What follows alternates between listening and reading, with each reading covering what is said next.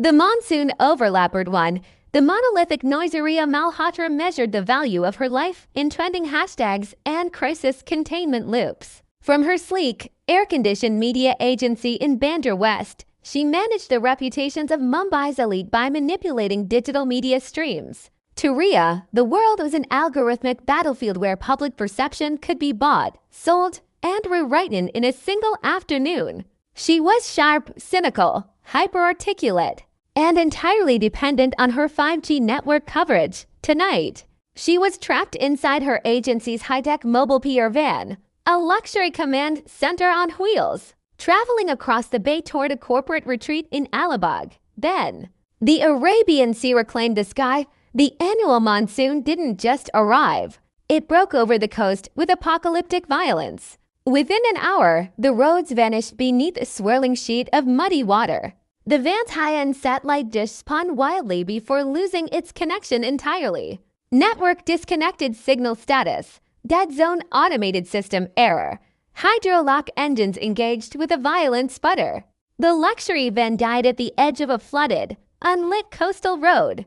Through the rain-lashed windshield, Ria spotted a solitary, storm-weathered structure built on stilts over the rising tide. The Alibag Mangrove Conservation Sanctuary, wading through knee-deep water. Dragging her luxury leather briefcase, she slammed her fists against the heavy wooden door. Part 2. The rising-titted door swung open to reveal Kabir Shah. Kabir was a quiet, intensely dedicated marine biologist who had spent the last 7 years in absolute contrast to Ria's world. He didn't care for digital engagement or elite corporate imagery. His life was defined by the biological pulse of the coast of fragile, natural mangrove barriers that shielded the city from being swallowed by the ocean. He stood over 6 feet tall, dressed in a faded, water-stained utility jacket, his dark eyes instantly assessing her waterlogged designer suit with a mixture of amusement and disbelief. "You're tracking the city's pollution into my research station," Kabir said, his deep baritone cutting through the roar of the downpour. His Indian English was steady, deliberate, and entirely devoid of her fast-paced urban panic. "My van is hydrolocked. My 5G is dead. And I have a multi-crore celebrity scandal to bury by midnight," Ria snapped, pushing past him into the warmth of the lab. "I don't need a lecture on ecology, Mr. Shah. I need a landline and a dry towel. The landline washed out 2 hours ago, and the only road back to the highway is currently a river," Kabir replied calmly, shutting the heavy door against the howling gale. "Welcome to the real world, Miss Malhotra. Nature just executed a complete media blackout. Environmental metric displayed lab statistic level rainfall. Accumulation 180 millimeters/hour extra mangrove. Surge level plus 2.4 meters critical barrier. Threshold data connectivity 0.0 coastal isolation part 3. Descent of rain be midnight." The storm had completely isolated the sanctuary. The main power grid failed with a sharp spark, leaving the laboratory illuminated only by the soft, flickering orange glow of a portable gas cylinder stove. The silence that followed was heavy and profound, broken only by the melodic, rhythmic drumming of the monsoon against the tin roof. The air inside the small living quarters grew thick with the intoxicating scent of petrichor the rich, earthy smell of wood soil and coastal moss rising from the floorboards. Ria sat on a low wooden bench, wrapped in one of Kabir's oversized wool shawls, her hair damp and curling wildly without her usual styling team. The professional distance she used as a shield began to fracture in the quiet darkness. Kabir stepped close, setting a single, hot clay cup of cutting chai down between them. The rich aroma of crushed ginger and cardamom bloomed in the small space. As he sat down beside her, the sudden physical proximity felt incredibly intense. He smelled of sea salt, rain, and a quiet, unshakable strength. "Drink it," Kabir murmured, his hand lightly brushing hers as he passed the cup.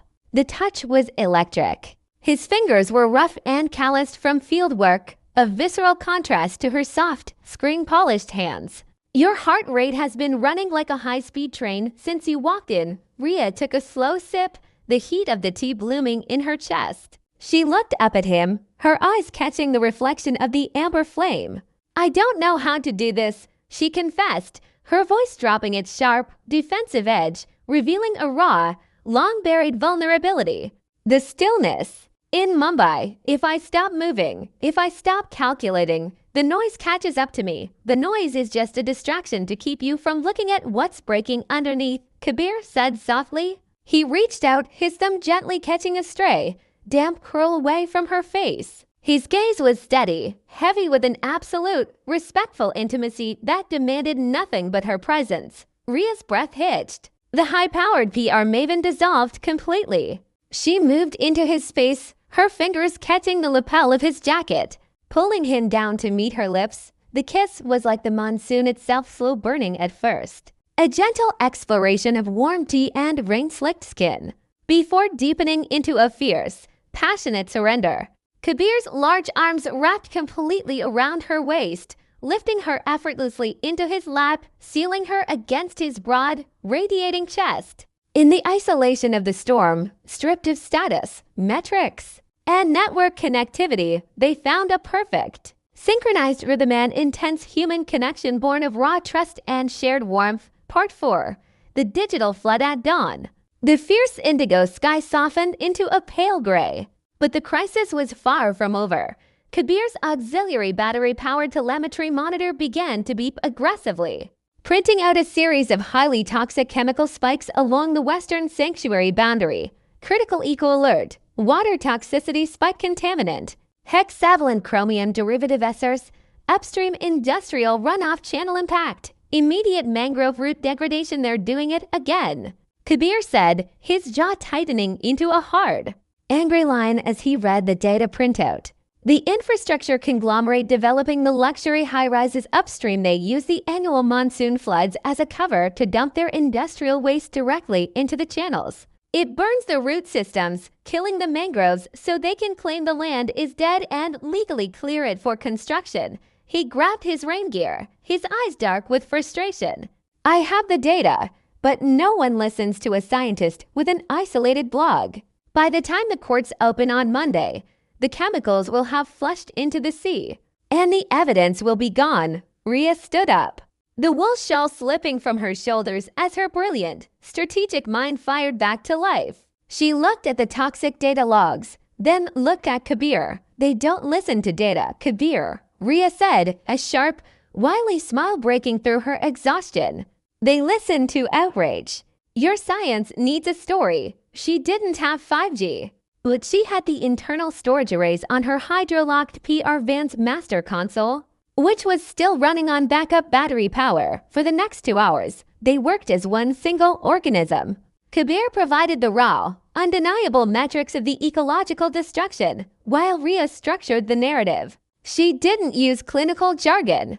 She created a high-impact, emotionally devastating digital media campaign titled #The Silent Suffocation. She paired high-resolution images of the dying root systems with the corporate board members' public sustainability statements, creating a hypocritical contradiction that no PR team could defend at precisely 8 o'clock in the morning.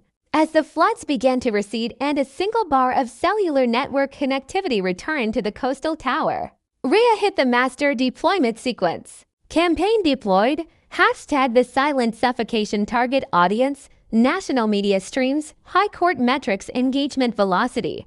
Critical mass reached. The response was a digital tidal wave. Within 45 minutes, the campaign bypassed the local corporate blockades, trending #1 nationally. By noon, while they sat together on the veranda sharing another hot cup of tea, the State Environmental Ministry issued an immediate emergency freeze order on the upstream construction project pending a federal criminal investigation. The digital noise of the city was returning down the road, but the overlap had changed them both permanently. Ria turned to Kabir, her hand locked tightly through his, her heart entirely secure. The concrete jungle was waiting across the bay, but she had finally learned how to breathe in the deep water.